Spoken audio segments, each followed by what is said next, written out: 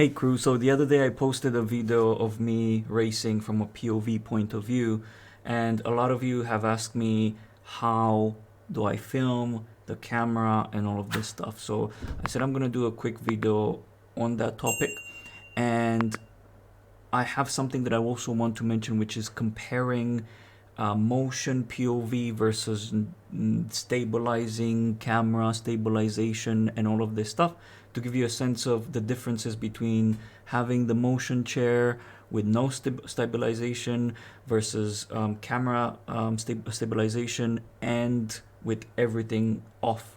So we'll do that comparison as well. A lot of you said that you really enjoyed the motion because my nets move and it gives that sensation of shakiness, it gives the sensation of a real drive. But I also had a few that said that basically it makes it a bit unwatchable because of the shakiness. So I'm gonna show you all of the options available. If you're planning to do POV videos and such, you're probably gonna want to see this. I know I already made a video about the GoPro. I reviewed it a while ago, but this is less of a review, but more of a, hey, here's how I actually stream using POV. So the first thing that we need to do is put this on our head. So as I mentioned in the previous video, I have the GoPro attached with this clamp. This is a special clamp that you can buy as an accessory for the GoPro, and it gets attached to my hard hat. The reason why I don't use the head strap is because the camera sits too high, so you kind of have this low kind of like looking down point of view rather than driver's eye, to put it like that. So if you want a driver's eye type of view, then you probably need something like this. Either this, or you need to lift your setup, your screens at that level where the camera up here on the head looks like it's the POV. I also have, I'm sitting lower now with this bucket seat that I have. There's a cushion on the bottom, so it's detachable. I made a review of the Brutzy seat as well. You can check that video out. So the foam pillow on the bottom is detachable. So now I'm sitting on the bottom layer of the seat. I usually don't race like this, although I like the positioning and such, but it's a bit kind of hard. But I do use this position for POV because it brings me lower, and I can basically, it looks more like the real thing, like a driver's eye. I also had a few people that confused and said and thought that this was a VR kind of thing because of the very nice POV and FOV and all of this stuff. So let's put the hat on. I'll probably need to do, oh, before that, actually, just a quick note. The way I started filming these POVs is I have the media mod. I talked about this in while reviewing the GoPro. I have the media mod attached, and I have the HDMI output attached and into my computer. And also I actually took the battery out so that the thing is lighter, and I have the cable, the secondary cable, which goes straight into the power socket. Given that I already have a cable attached to it, I hope you can see it. Given that I already have a cable attached to it, the second one is not bad. And this also means that I can actually stream. You might be able to see on the screen I have OBS, and that's what I'm recording with right now. And yeah, so all of my POVs are actually signal straight into my PC, into OBS, and I'm recording at 1440p. So I don't want to go full HD because the quality might be a bit lower on some monitors when I do POVs, but I don't want to go 4K because, as I mentioned in the previous video, this gets a bit too warm when you stream or record in 4K. All right, so yeah, that's it. It's plugged in with my computer. So I'm gonna change this view to cockpit and side. Yeah, there you go. So you can see what this camera sees as well. The only thing that I would say that it's a bit of a annoyance is all of the cables around here. So I'll probably need to figure out a way to get rid of these cables in such a way that they don't annoy me or stick them together.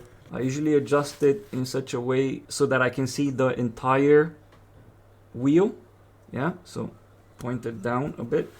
Yeah, tilt the camera, the hat up a bit, and point this downwards, and bring it maybe forward a bit. Okay, that's almost there. And now I just need to point it down a bit. Yeah, I usually leave a bit of space down on the behind the wheel, and this is kind of like the perfect view because also, as you can see, where you might not see properly, but there's a line. There's basically a line where the screen finishes. So I'm gonna do a lap just to give you a sense of the motion chair with this, and also I don't have any motion stabilization enabled in the app, in the GoPro. So you should be able to get a sense of the shakiness and all of this stuff. I know it looks a bit odd, you know, my head with the camera and all of this stuff, but you know, you get used to it. You can still see. I can see it. Yeah, you can see the camera in the middle there a bit. It's it's gonna take a while to basically to get used to it if you're gonna film like this. And I know it looks weird in that camera, but yeah, I mean, this gives you a very, very nice POV. Again, I'm not super adjusted now. I just wanna do a lap and just show you. So we are at Donington. So we're gonna do a lap or two, or just a lap at Donington, just for you to see how things look when you're using motion. Terrible start. Okay. And you have to make sure that your hat is properly attached and it doesn't slide all around on your head. Now I chose Donington because it's a in-between track. It's not extremely bumpy, but it's also not super smooth, put it like that. So you can get an idea of the type of motion to expect from most of the tracks. So we'll do one lap. Now I don't do this all the time, so I don't have this set up all the time, and for good reason. It's not the best of, like, you have wires all around. It's a bit in your face, but you know, if you want to do a race like this, you can. It's not, you know, it's not super uncomfortable, to be honest, and it makes for a very nice POV video. Okay, so we'll finish this lap, and then what we'll do is we'll change the settings in the camera to enable motion stabilizations. HyperSmooth. I don't know how to pronounce that. Okay, yeah, we'll stop here after this corner. Give you one more hard brake, and yeah, there you go. Okay, and a bit of shakiness there just for your satisfaction. What I'm gonna do next, let me just pull up OBS here. I have the GoPro connected through Wi-Fi to my phone. I mentioned a few times the connection is a bit fiddly, all of this stuff. It's a bit of an annoying situation. That's one of the things. That's one of the reasons I usually have the same settings, and I don't need to go in this app and try to connect all the time because issues like this. So I'll go to the profile here and then click on this, and then you can also take a screenshot of my settings if you want. Alright, so we go to HyperSmooth and just turn it on. Okay, so now we have HyperSmooth on. Let's see how it does on track.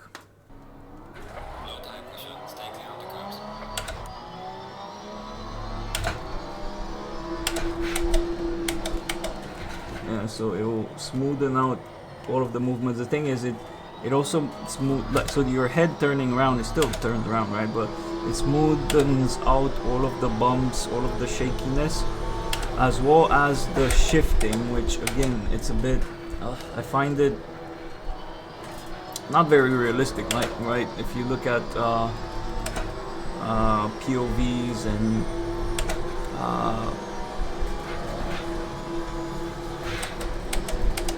in-car, like cockpit video recordings from real life, you'll see that the shifts have an impact on the camera. It also depends on where it's mounted. If it's mounted on the driver's head, then yeah, it will have an impact. So yeah, I'm just gonna finish this lap. Okay, now that we have the, yeah, so this was a very shaky corner there, and I don't think it comes across at all in the video, but yeah, you be the judge of that. You tell me what you think. Wow, that was a terrible corner. We're not here to perform. Yeah, and the other benefit is that you can actually stream. I don't know how comfortable this is, but probably if I do something about the wires, I can definitely stream like this. So that was POV with motion with what was this? Oh yeah, it was POV with HyperSmooth enabled. It tries to balance things a bit too much, and takes not all of it, but some of it away. Yeah, so you kind of get a bit of a, like, even when you brake, it doesn't feel that impactful, or you accelerate and such. I don't know.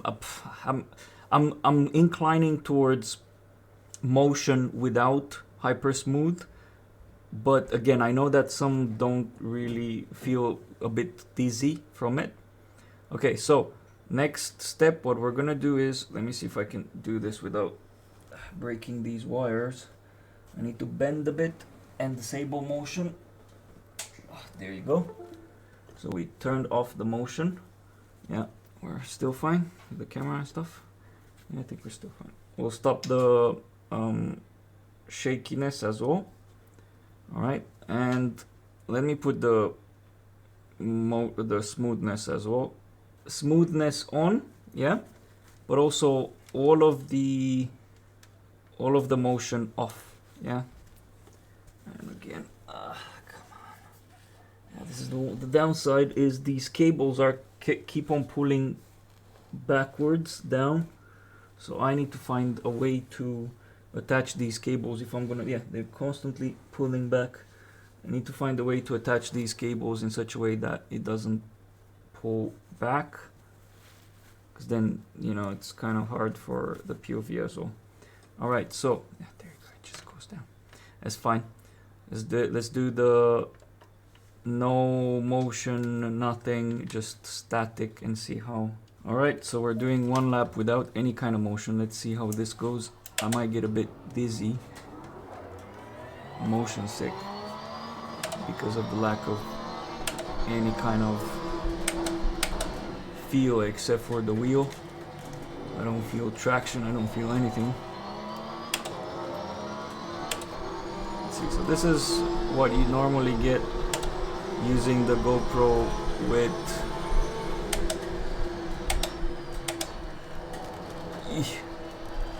without any motion. If you have no motion, nothing. Now bear in mind also this has motion stabilizing enabled. Not that you need it when you don't have a motion. Yeah, so probably doesn't feel that realistic. Nothing moves around.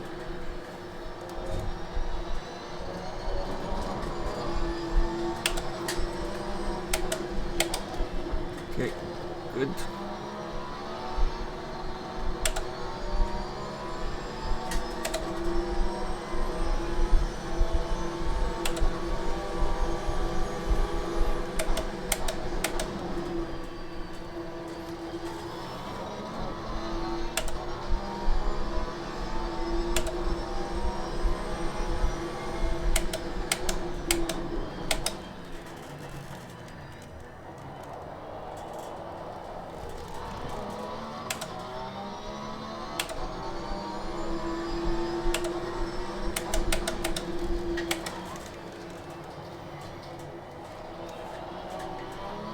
Okay, that was one lap with absolutely no motion, nothing.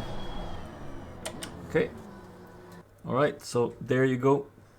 3 different approaches. Now there's actually a fourth, and let me put this on full screen and take this down for a second.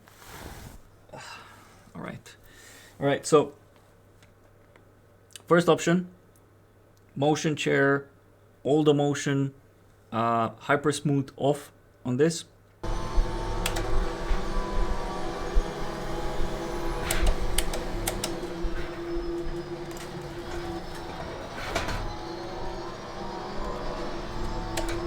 Second option, HyperSmooth on, motion on. Okay, now that we have the, so this was a very shaky. Third option, no motion and HyperSmooth on.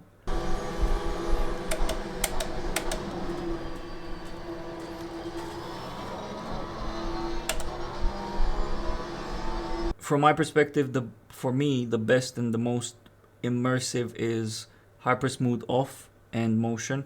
Now, there's another thing that I might look at, which is I might actually adjust the movements of the chair to not be so aggressive so that the shakiness is not that visible, which might be that middle ground in between the very aggressive motion that comes with HyperSmooth off and the HyperSmooth on. So I might, the benefit of having this motion rig where I can adjust basically the power of the shifts, the power of the sways, bumps and all of this, so I can adjust all of that. So potentially I'll see, I might play with it in such a way that it doesn't feel very shaky and makes you feel sick watching it. But I want to know from you, what do you think? What is your preferred view? If you were to watch POVs of my races or others' races, do you prefer having all of the motion and everything coming across, all of the bumps and such? Or do you prefer a more smooth video with not so many shakes? The other thing, let me know if you think I should start streaming and a bit more with this POV view. As I mentioned, because I have all of these cables attached, I can actually stream straight from OBS Studio with the POV. I've not streamed so far in POV. I'm thinking of trying it, but let me know if you think I should do that or I should keep the side. I have the side view just over the shoulder, which is my default. Because if you think it's worth getting, if you really like the POV